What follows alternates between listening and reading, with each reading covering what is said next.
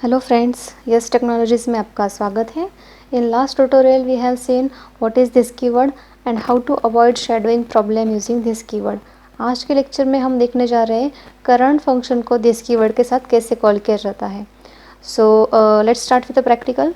मैं यहाँ पर 4 वेरिएबल्स ले रही हूँ, subject 1, subject 2, subject 3 and subject 4। So ये जो 4 सब्जेक्ट हैं इनके मार्क्स जो है मैं वो यूज़र से एक्सेप्ट करूँगी। And how to accept value from user, you know that. यहाँ पर मैं और 2 वेरिएबल ले रही हूँ, average and total. Modularity provide करने के लिए अलग अलग फंक्शंस बनाए जाते हैं। लास्ट ट्यूटोरियल में मैंने आपको ये बताया था। यहाँ पर मैं एक एक्सेप्ट फंक्शन ले रही हूँ। In this function I am going to accept 4 values, 1 for subject 1, subject 2, subject 3 and subject 4। Scanner class का यूज़ क्यों होता है? तो रन टाइम से वैल्यूज़ एक्सेप्ट कराने के लिए। And how to create scanner class का ऑब्जेक्ट, ये भी मैंने आपको लास्ट ट्यूटोरियल में एक्सप्लेन किया था in detail. So let's accept value for this 4 subjects.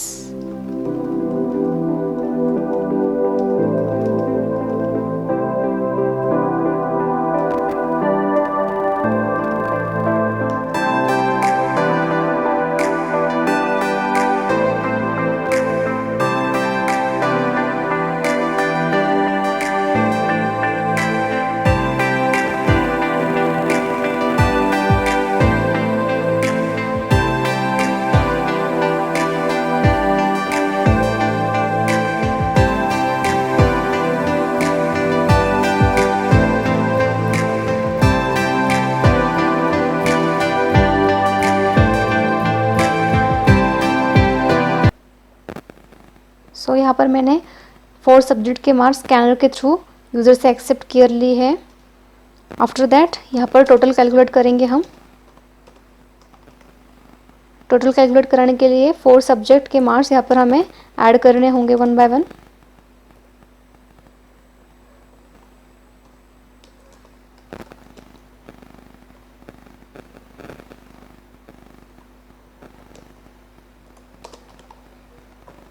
Then मैं यहाँ पर total print कराऊंगी।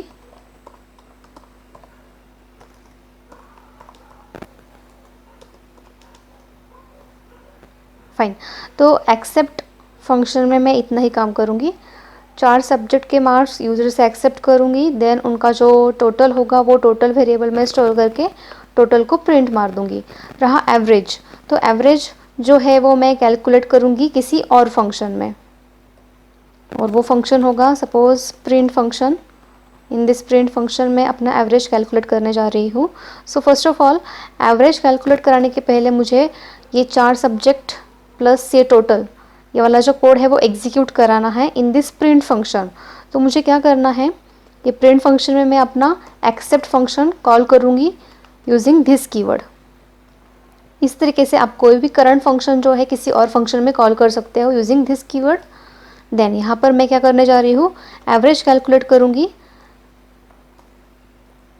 So average calculate कैसे किया जाता है, total divide by count of your subject. So यहाँ पर टोटल जो है मेरे इस वेरिएबल में स्टोर है। सो करंट टोटल वेरिएबल को कॉल कराने के लिए भी आप क्या कर सकते हो, दिस कीवर्ड यूज़ कर सकते हो। ये भी हमने लास्ट ट्यूटोरियल में देखा था। देन सिंपली एवरेज को यहाँ पर प्रिंट करूँगी।